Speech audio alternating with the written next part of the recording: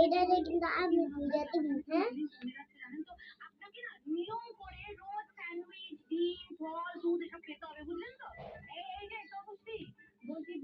বেঁধে দিলাম।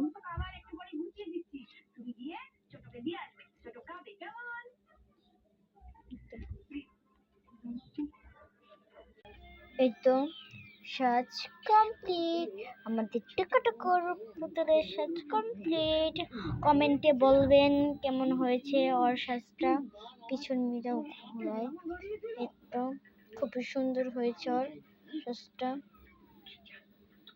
কমেন্টে বলবেন কেমন হয়েছে, কিন্তু লাইক সাবস্ক্রাইব দিতে ভুলবেন না।